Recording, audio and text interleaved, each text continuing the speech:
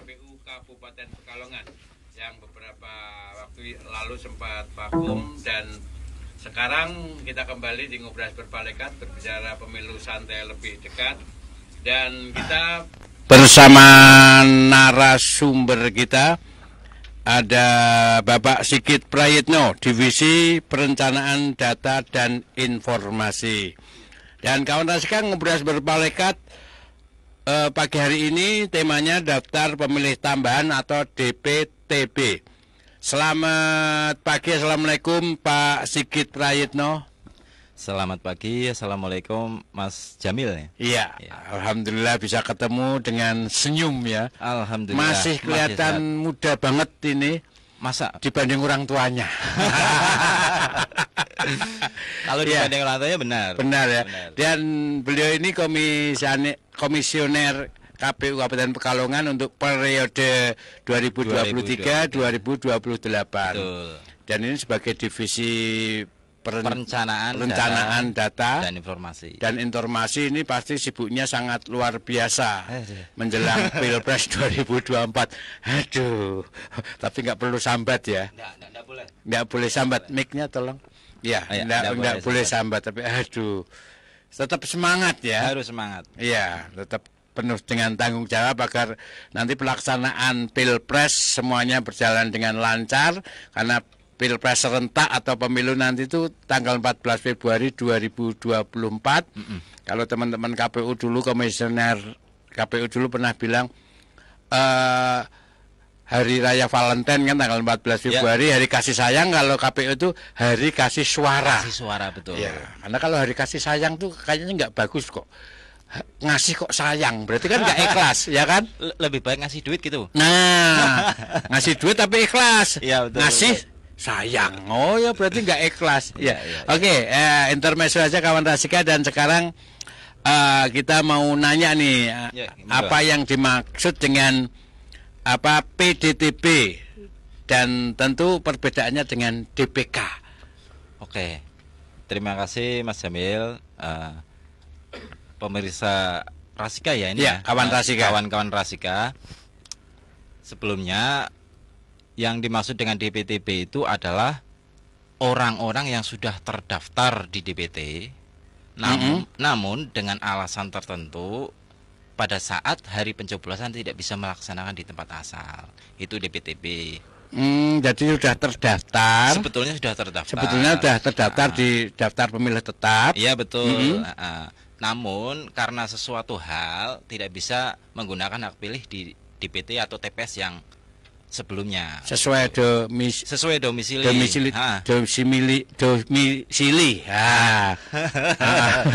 susah Pak ya. Kayak timbul simulat ya. Desilitnya. Oh, berarti daftar pemilih tambahan kawan Rasika, untuk diingat lagi, itu pemilih yang sudah terdaftar sebagai DPT, daftar pemilih tetap, tapi karena suatu hal dia tidak bisa melakukan pencoblosan di hari H di wilayah domisilinya sesuai KTP-nya. Sesuai KTP. Wah, ini kawan Rasika biar tahu. Dan tapi kalau perbedaannya dengan DPK, daftar pemilih khusus itu apa ya? Ya, jadi daftar pemilih itu kan ada 3. Oh, ada 3. Yang pertama itu adalah DPT. DPT kan jelas ya. Iya, DPT. Daftar pemilih tetap itu yang sudah kami umumkan itu dulu sudah selesai ditetapkan tanggal 21 Juni 2023. Tanggal berapa tadi? 21 Juni 2023. Sudah ditetapkan ya. Sudah ditetapkan. Terus setelah itu muncul DPTB. DPTB itu waktunya sampai kalau di PKPU itu sampai 7 Februari 2024. Oh, H-7 ya. H-7, betul. Nah, setelah itu ada satu lagi, yaitu namanya DPK. Nah, perbedaannya, kalau DPT itu sudah jelas, ada namanya, ada tempat pencoblosannya. Terus DPTB itu orang yang tidak bisa mencoblos sesuai dengan DPT-nya tadi, sesuai dengan lokasi domisilinya. Kalau DPK itu orang yang belum terdaftar di dua-duanya. Oh, DPK daftar pemilih khusus belum terdaftar ya, di. Betul. Kok bisa ya? Kok bisa belum terdaftar? Begini, misalnya di suatu desa itu ada yang terlewat coklit misalnya seperti itu. Oh, yang terlewat gitu terlewat ya. Coklit. Terus selain terlewat, terus bisa saja karena dia waktu itu belum 17 tahun. Belum 17 tahun dan tentunya yang jelas terlewat coklit lah seperti itu. Terlewat coklit ya. Karena sebelum 17 tahun kalau tanggal 14 Februari itu sudah 17 kan biasanya sudah terdaftar ya. Harusnya. Ya. Lah itu kan kejadian-kejadian semacam ini itu biasanya itu karena yang bersangkutan tidak di rumah. Oh ya. Misalnya masih bekerja di luar kota atau masih menempuh pendidikan, itu jadi terlewat. Oh bisa jadi ya apalagi luar kota. Iya betul. Nah itu bisa menggunakan hak pilihnya nanti pada hari H 14 Februari 2024. Syaratnya apa? Dengan membawa KTP elektronik. Oh jadi daftar pemilih khusus itu di luar tadi dua-duanya ya DPT dan DPTB. Betul. Ini pas hari H berarti pas ya. Pas hari H betul. Karena tidak terdaftar ketika dia usia 17 tahun terlewati coklit itu ya. Iya, kurang lebihnya seperti itu sih. Nah, karena belum didata lah intinya seperti itu. Jadi tetap dari kami penyelenggara memberikan kesempatan tetap yang demikian itu mempunyai hak pilih, tapi dengan syarat membawa KTP dan sesuai dengan domisili. Oh sesuai dengan domisili ya. Kalau nggak sesuai domisili misalnya lain bisa, desa nggak bisa. Di luar desa nggak boleh ya? Nggak boleh. Oh. Dan kalau di luar desa berarti ikutnya DPTB ya? Ya betul. Dan itu pun ada catatan khususnya Pak. Catatan khususnya itu untuk DPK itu kalau surat suara masih tersedia. Oh kalau surat suara masih tersedia ya, DPK. Betul. Tapi biasanya kan KPU menyisakan berapa persen? 2%. 2%. Kok nggak 2,5% sih kan? Aduh itu regulasinya. Oh kayak zakat fitrah kan 2,5%. Kita nggak bisa ngenyang Pak. Oh ya 2% ya. Iya. Jadi mereka milihnya kayak pemilih yang umum untuk pencoblosannya atau jam terakhir atau apa? Jam terakhir 1 jam terakhir. 1 jam terakhir. Iya. Kalau pencoblosan terakhir jam berapa? Pencoblosan terakhir itu jam 1. Jadi antara jam 12 sampai jam 1 itu waktunya DPK. Oh, jam 12 sampai jam 1 waktunya DPK. Ya, betul. Oh, ya. Yang dari pagi itu kan. Tapi mereka harus daftar sebelum jam 12 itu ya? Ya boleh daftar. Daftarnya. Tapi kan nanti tetap nyoblosnya jam antara jam itu. Ya ini kawan Raska, ini betapa penting suara Anda untuk proses demokrasi, untuk Pilpres dan pemilu tanggal 14 Februari ini ya kan. Sampai adanya DPK itu kan berarti bentuk perhatian KPU biar suaramu itu nggak hilang, karena suaramu itu suara rakyat itu suara Tuhan menentukan pemimpin masa depan ya kan. Betul. Calon-calon pemimpin baik legislatif maupun eksekutif Pilpres itu ya kan. Kan pemilu itu kan memilih presiden, memilih DPR RI, memilih DPD, memilih DPR provinsi, dan salah satunya memilih DPRD kabupaten. Berarti kota. Ada 5 kertas suara. 5 kertas suara nanti di tanggal 14 Februari. Estimasi waktunya buat pencoblos itu berapa menit ya? Estimasi ya. Misalnya dioyak-oyak 1 menit, ayo udah, wis. Karena ada yang lelet, orang tua misalnya bingung milihnya ya kan, belum menentukan pilihannya, meskipun udah pada kampanye di spanduk baliho ya kan, itu ada waktunya nggak? Yang jelas kalau estimasi untuk masing-masing pemilih ya, berarti yang dimaksud ya kita tidak ada aturannya seperti itu. Oh nggak ada aturannya. Nggak ada aturannya. Yang jelas kan sebelum acara pemungutan dimulai itu kan dari KPPS juga harus memberikan pengumuman. Ada ular-ular. Begitu. Iya benar-benar. Jadi tolong nanti kalau nyoblos jangan terlalu lama karena banyak banget ini yang hadir. Iya. Karena kita sampai jam 1 aja selesai nih. Iya betul. Jadi nyoblosnya betul. Pastikan sebelum Anda nyoblos kira-kira siapa yang akan dicoblos, baik DPD, DPR, DPD, DPRD provinsi, DPRD kabupaten atau kota. Dan juga presidennya. Udah ditentukan dulu ya. Iya. Jangan sampai bingung. Apalagi jangan tanya sama KPPS, jangan. Oh ya. Dan nggak boleh juga kan. Bahaya. Iya. Oke, kawan Rasika, ini menarik sekali ya. Ada solusi terbaik buat Anda yang punya hak suara agar suara ini tetap bisa digunakan. Karena ini 5 tahun kalau suara kita nggak kita gunakan, sangat sekali. Namanya pesta demokrasi, kita seneng bareng. Dan kita berikan suara yang kita punya, pilihan kita yang sesuai hati nurani kita. Ya, tetap di Ngobras Berpalekat, berbicara pemilu santai lebih dekat. Rasika FM.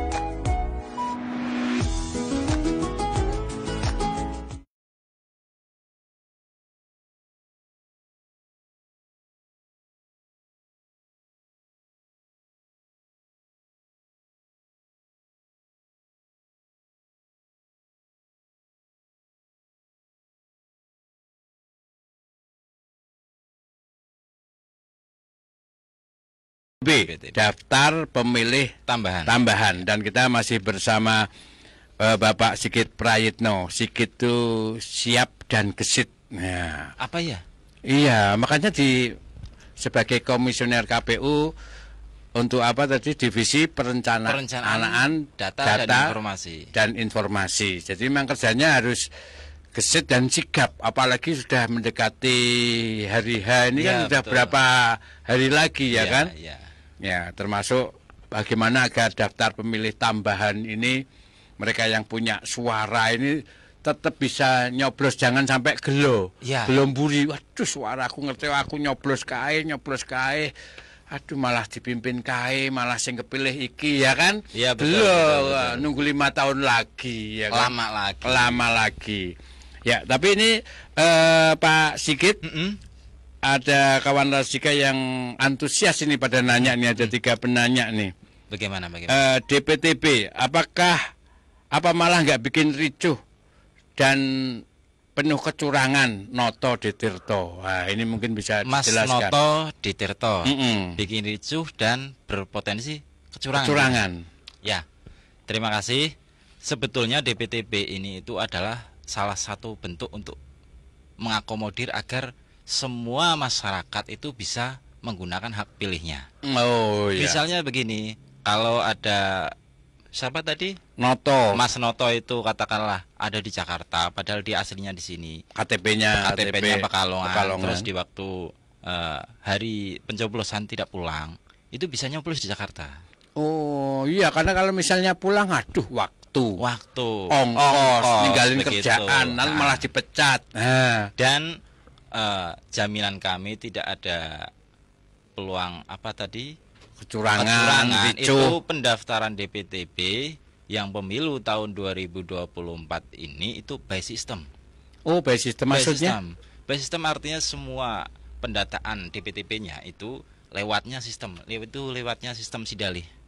Jadi untuk berkasnya itu diupload di situ. Iya.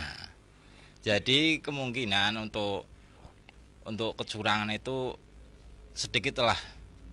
Kalau secara regulasi jelas tidak ada kecurangan. Kalau secara aturan regulasi jelas tidak ada kecurangan. Celah untuk berbuat curang. Ya, betul. Apalagi kalau DPTB ya, betul. Dimasukkan dalam aplikasi apa? Ya, aplikasi Sidalih. Ya, jadi datanya ada nanti di aplikasi Sidalih. Ya. Kawan Rasika bisa ngecek bener nggak ini terdaftar di KPU, ya kan? Ya, betul. Ya. Nanti itu kan juga potensi daftar itu kan dicetak. Potensi curangnya, celahnya itu sangat tidak memungkinkan, ya kayaknya enggak, karena aturannya kan sudah jelas ya kan. Jelas, ya, betul, kan? betul. Tapi namanya orang kadang kan ya biasa ada aja ya kan. Aturan atau hukum terus biasa kan. Nah, tapi itu aturan-aturan itu sudah menutup celah untuk berbuat curang karena ada sebetulnya aplikasi. Itu. Ya. Pakai aplikasi. Kalau dulu dan pada kan dasarnya bisa manual. Iya. Kalau sekarang enggak. Ya, dan itu kan tujuannya untuk apa tadi? Mengakomodir agar siapapun yang punya suara masih bisa mencoblos dimanapun. Betul. Iya, sehingga nggak repot. Misalnya saya pernah juga, waduh, kalau dari Jakarta pulang Pekalongan mau sekedar nyoblos, ongkosnya berapa, ya kan? Terus waktunya, ya kan? Betul. Oh, kalau coblosan kepala desa udah ada bis, udah disiapin segalanya ya kan. Kalau kepala desa jemput itu kalau kepala desa. Dijemput. Luar biasa. Dan juga ada dapat fasilitas lah ya kan. Nah, kalau ini kan enggak, ini kan kesadaran kita sebagai warga negara ketika punya suara ya berpartisipasi lah untuk penyelenggaraan pemilu dan juga pilpres ini ya kan. Iya, oke, ada lagi ini tadi Noto udah jelas ya. Berarti potensi ricuh dan kecurangan tidak ada karena udah ada aturan dan SP yang jelas. Ada aplikasi Sidalih yang bisa diakses oleh kawan Rasika. Bukan diakses oleh kawan Rasika. Itu kan aplikasinya KPU. Jadi pendaftaran DPTB itu yang daftar itu dari petugas KPU, baik itu di KPU, PPK, PPS.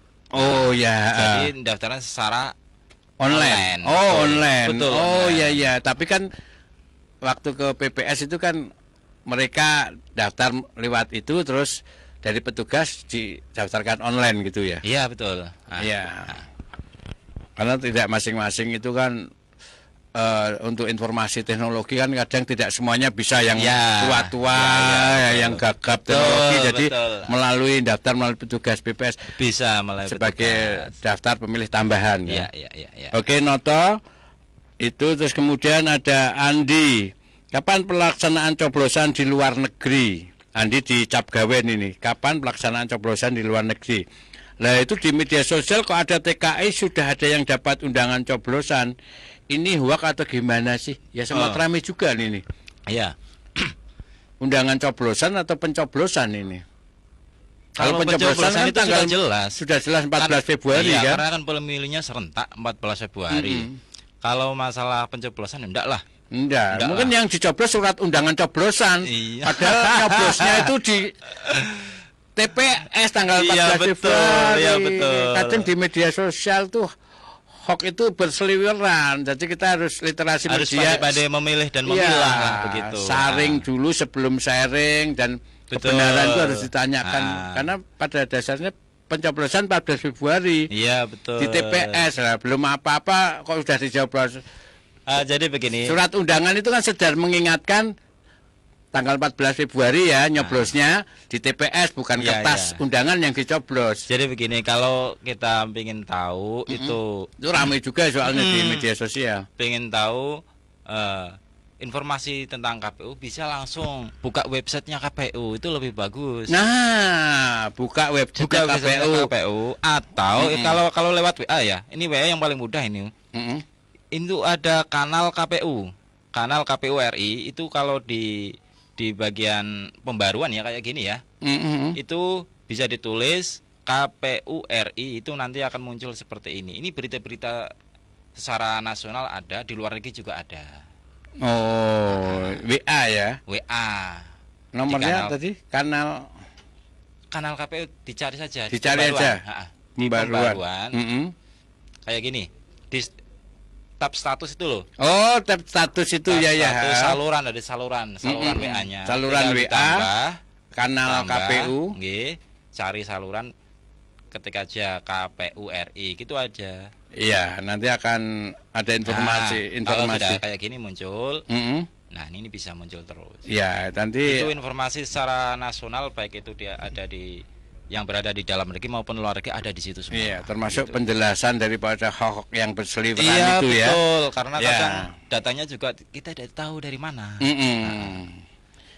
Ya itu tadi si Andi di Capgawen ya. Itu hoax ya kan, dan bisa lewat informasinya lewat kanal KPU ya, WA kanal betul. KPU. Ya betul. Terus ada lagi Antok di Paninggaran ini Pak Sigit. Berapa persen anak 17 tahun yang sudah mempunyai EKTP dan terdaftar di DPT? Karena data yang di Dukcapil itu berbeda. Kalau persentase, berapa persentase anak 17 tahun yang sudah mempunyai EKTP dan terdaftar di DPT, daftar pemilih tetap? Karena data yang dari Dukcapil berbeda. Padahal kalau nggak salah Dukcapil kan kerjasama sama KPU, yang nggak mungkin beda ya kan? Begini, baru saja kemarin itu saya kontak dengan Pak di Dukcapil itu, dengan Pak Sugeng di Dukcapil itu. Pak Sugeng itu memberitahukan begini, kan saya tanya di kecamatan itu apakah KTP elektronik sudah didistribusikan semuanya Pak gitu. Pak Sugengnya bilang gini, semua sudah didistribusikan, hanya saja untuk masyarakat yang usianya 17 tahun, artinya dulu waktu coklit itu kan belum sampai 17, itu kan karena pemilih pemula, itu memang belum jadi. Jadi kalau persentasenya ya kurang jelas karena belum jadi itu. Ya belum jadi. Ada sebagian yang tapi sudah terdaftar di KPU sebagai daftar pemilih tetap kan. Jadi kalau 17-nya katakanlah di bulan Desember kemarin, mungkin sudah ke distribusi. Tapi kalau yang 17-nya di tanggal-tanggal 10 misal, 10 atau 11, 12, itu kemarin saya menghubungi Capil itu belum. nanti nunggu 17 baru bisa dicetak. Iya. Oke. Ini masih ada 2 penanya, tapi kita belum menyampaikan materi nih, syarat untuk jadi DPT, daftar pemilih tambahan itu kan mesti ada syaratnya. Iya, betul. Ya kan, syaratnya apa? Apakah cuma pakai EKTP atau pakai surat erek-erek dari siapa gitu? Ya. Ini saya sampaikan juga dokumen-dokumen apa aja yang diperlukan ini. Bahwa syarat pindah memilih itu ada 2 kategori, Bapak. 2 kategori itu, yang pertama DPTP yang H-30 dari pemilu, dan DPTP yang H-7 dari pemilu. Nah, kok ada syarat-syarat seperti itu? Janjiannya ngawur apa enggak? Itu kan kami kemarin juga banyak masyarakat yang tanya. Dulu enggak pakai seperti itu, sekarang pakai seperti itu. Yang jelas kami hanya menjalankan regulasi yang ada. Menjalankan regulasi yang ada. Nah, jadi kan kadang kalau dari masyarakat itu dulu enggak ada kayak gitu, tapi sekarang ada. Nah, ini saya bawa. Ini regulasi dari KPU pusat ya? Iya, betul. Ini ada di nomor 695 ini, keputusan Komisi Pemilihan Umum RI. Itu bahwa syarat di selambat-lambatnya 30 hari sebelum pemungutan suara itu ada di 15 Januari. 15 Januari. Berarti tinggal beberapa hari lagi ini. Ini tanggal berapa sih? 12 ya? 12 ya, 12. Berarti kurang 3 hari lagi. Iya, betul. Tinggal 13 hari. Itu syaratnya yang boleh sampai tanggal 15 itu menjalankan tugas di tempat lain. Terus menjalankan tugas kerja di tempat. Iya, rawat inap, penyandang disabilitas, rehabilitasi narkoba, tahanan, tugas belajar, pindah domisili, dan bekerja di luar domisili setelah bencana. Mereka harus mendapatkan, bukan mendapatkan, harus mendaftar. Harus mendaftar, tapi harus pakai rekomendasi. Sebagai syarat apa? EKTP, terus daftarnya kemana? Ya, begini, kalau syarat itu katakanlah kayak gini, pindah domisili ya. Pindah domisili itu kan dia secara status kependudukan, secara administratifnya pindah dari tempat yang lama ke tempat yang baru. Maka syaratnya itu harus dengan KTP elektronik. Terus kalau syaratnya itu karena tugas penugasan itu syaratnya tetap KTP wajib itu. KTP wajib. Ditambahnya dengan surat tugasnya. Surat tugasnya. Baik itu dari instansi, perusahaan, pabrik yang legal tentunya. Ada cap basah. Terus kalau pindah DPTB-nya karena rehabilitasi, itu juga harus ada surat keterangannya. Surat keterangan. Karena dari yang rehabilitasi tersebut, mungkin karena narkoba atau bagaimana. Terus kalau tahanan juga harus ada suratnya dari pimpinannya tahanan untuk itu. Nah, terus kalau tugas belajar boleh enggak? Kan ini kan di Pekalongan banyak kampus juga ya. Misalnya kemarin itu saya baru ketemu dengan anak-anak Papua itu. Ada banyak ternyata anak-anak Papua di UIN Gus Dur. Katanya puluhan sampai 40-an atau berapa kemarin kita ngobrol itu. Banyak di antara mereka yang ketika hari H itu tidak bisa pulang. Mahal banget, jauh pesawatnya berapa, ongkosnya bisa 6 juta ke atas itu. Pesawatnya 5 juta katanya kemarin. Udah 5 juta sekali terbang. Iya. Oh dulu saya masih 2,5 itu. Kemarin katanya 5 juta, luar biasa sekali. Nah itu kan mengurus pindah domisili di Pekalongan. Itu kan sama saja yang tadi ditanyakan ya. Syaratnya apa? Wah, punya KTP enggak? Saya pegang. Punya KTP elektronik. Terus apalagi Pak? Punya panjenengan buat surat keterangan. Nanti dari kampus minta aja lah. Dari kampus minta, nanti diserahkan ke KPU aja lah biar mudah.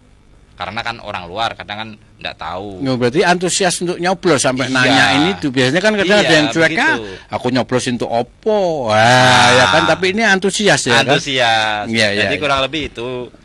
Yang terakhir itu yang kalau tambahan itu misalnya itu kan yang punya kantor.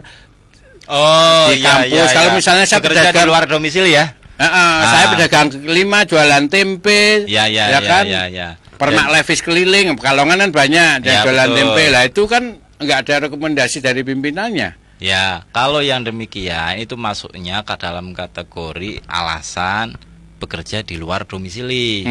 Bekerja di luar domisili itu tetap syaratnya yang wajib itu tetap KTP karena basisnya di situ, basis datanya. Terus tambahannya data dukungnya itu surat pernyataan atau keterangan bermaterai.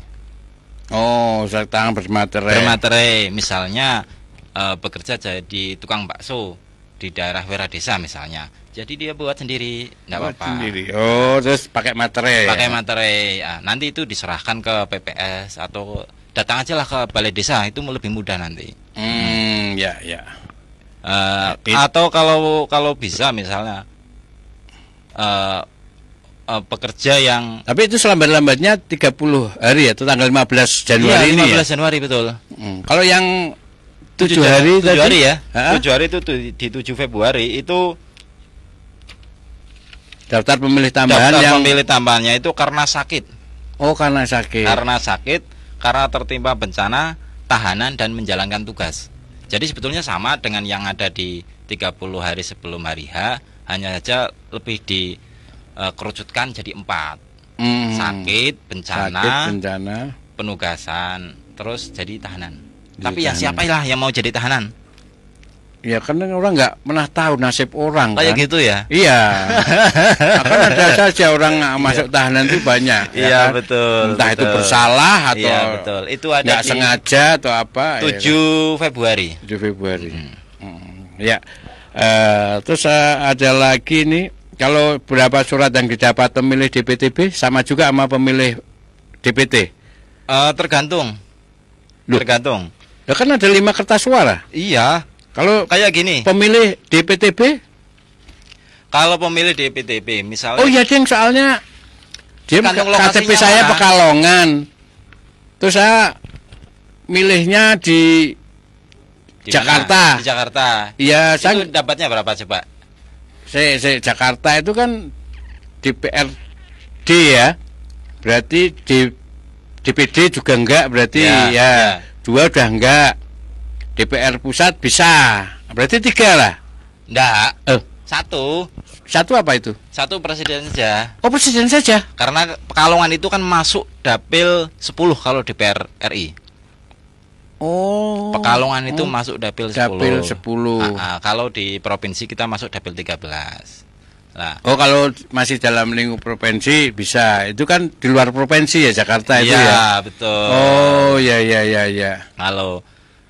Jadi kalau di luar Jakarta itu dapatnya berarti kan presiden saja. Oh, milih presiden saja. Ya, kalau masih lingkup satu provinsi masih bisa kecuali DPRD kabupaten atau kota ya. Ya, oh, ya DPD-nya kan masih satu provinsi Jawa Tengah, berarti dapat 4 suara ya. 4 kertas suara ya. Misalnya kayak gini. Saya rumahnya kan Keduni, ada di dapil 4 di DPRD. Terus saya mau nyoblos di dapil 5 lah. Dapil 5 katakanlah Karanganyar atau gimana lah, DP-nya di dapil 5. Itu saya tidak dapat yang daerah, yang kabupaten tidak dapat. Dapatnya cuma 4, presiden, provinsi, terus DPD itu. Jadi yang daerah tidak dapat karena beda dapil. Beda dapil. Iya, betul. Kota sama kabupaten ya. Iya, betul. Ya, itu ya kawan Rasika syarat DPTB tadi. Terus mekanisme alur prosesnya? Alur prosesnya yang perlu disiapkan itu bagi masyarakat yang ingin mengurus DPTB itu yang pertama siapkan dulu KTP elektronik. KTP elektronik itu yang pertama. Yang kedua adalah menyiapkan data dukung sesuai dengan alasan masyarakat atau pemirsa semua. Alasannya apa pindah DPTB? Apakah bekerja, apakah karena sakit, apakah karena pindah domisili dan lain sebagainya. Nanti data dukungnya disesuaikan. Kalau pindah domisili, data dukungnya adalah KTP elektronik dan KK. Iya, paling lambat tanggal 15. Tanggal 15 Januari. Januari, kemudian daftarnya di Di PPS atau balai desa gitu ya? Iya, balai desa atau PPK atau kecamatan atau langsung datang ke KPU, enggak apa-apa. Oke. Sip. Ya, itu ya kawan Rasika mekanisme alur proses pendataan DPTB. Nanti kita lanjutin lagi tetap di Ngobras Berpalekat, berbicara pemilu santai lebih dekat. Rasika FM.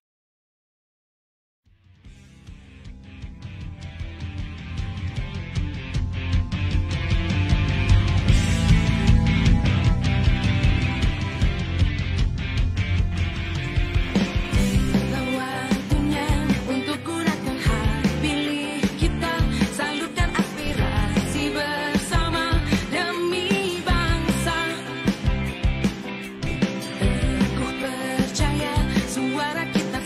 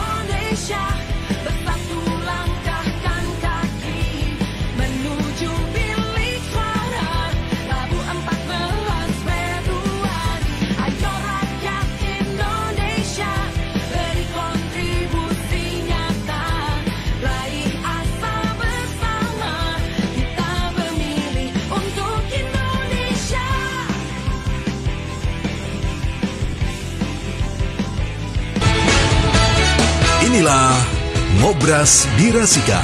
Ngobrol asik di Rasika. Apapun infonya, sampaikan ke Rasika.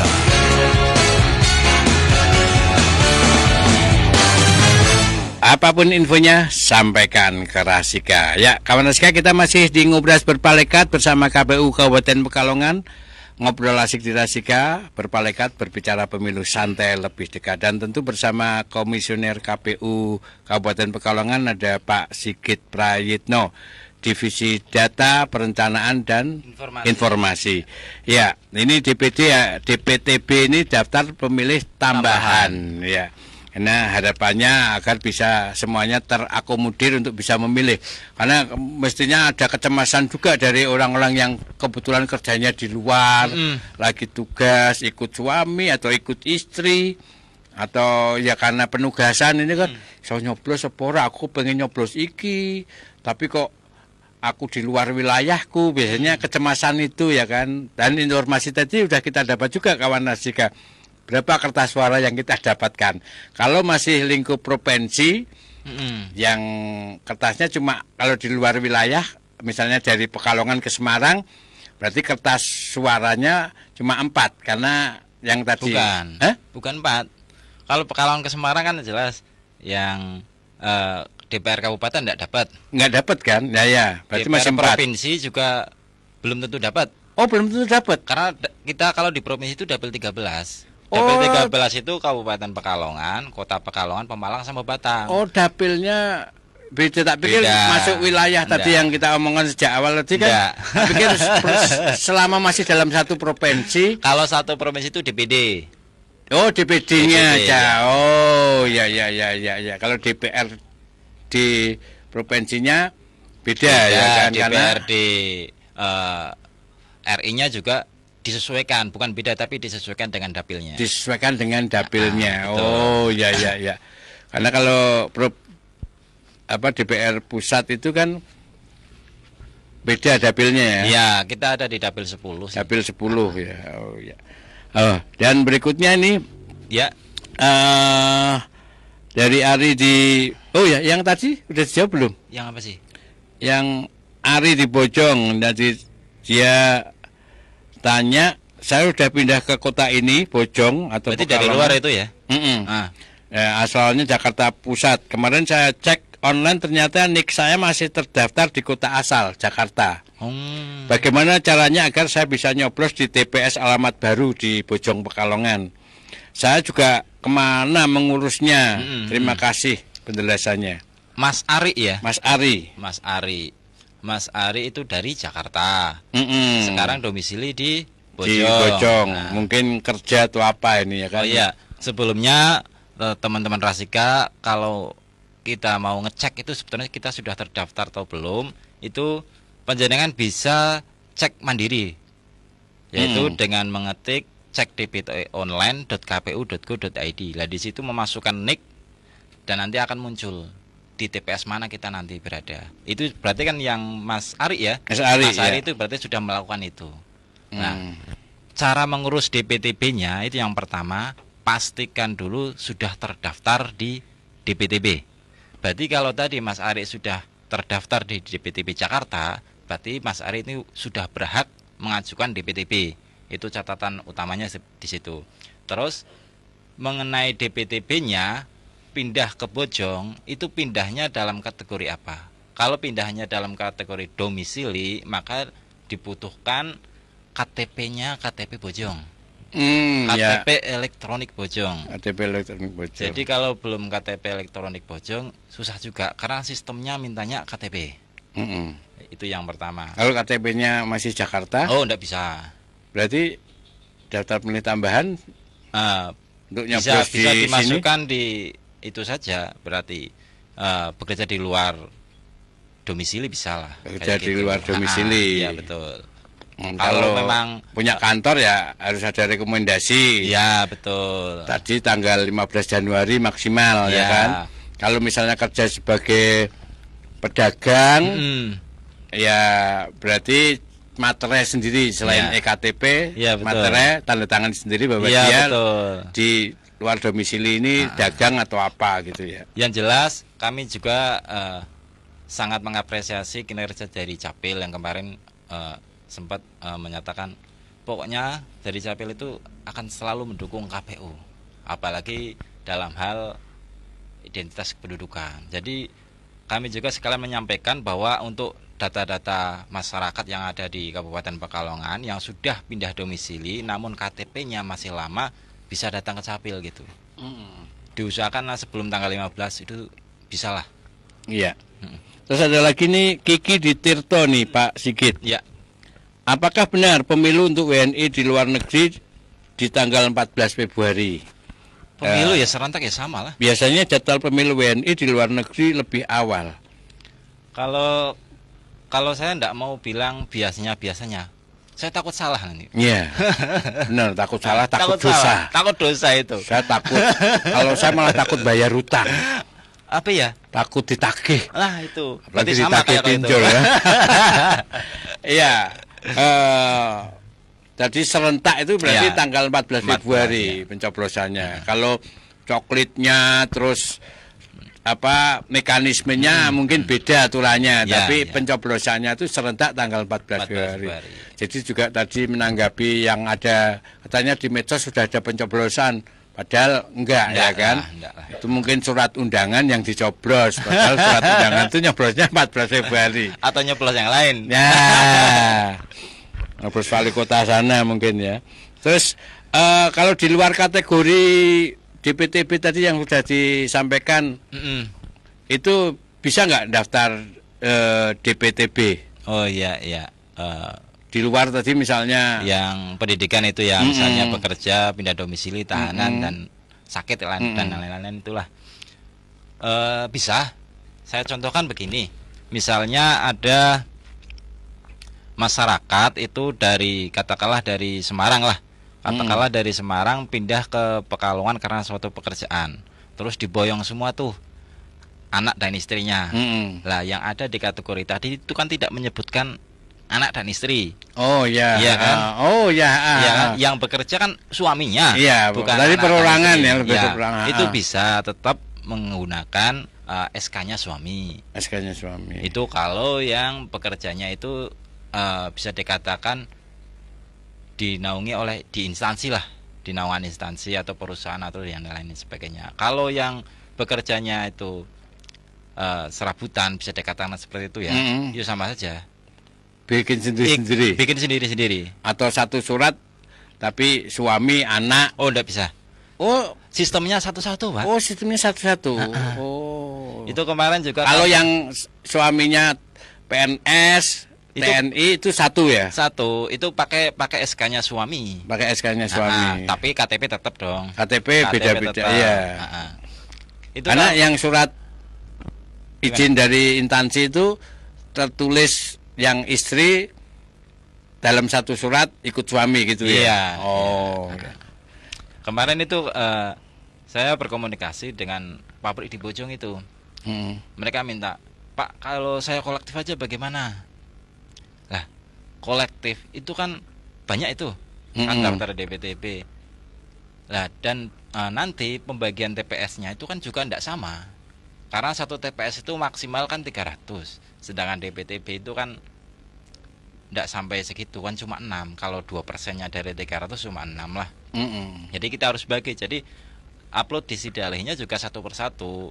Jadi buat surat tugasnya dari perusahaan juga satu persatu begitu. Iya. Oke, mungkin bisa diulang lagi buat kawan Rasika yang barusan gabung.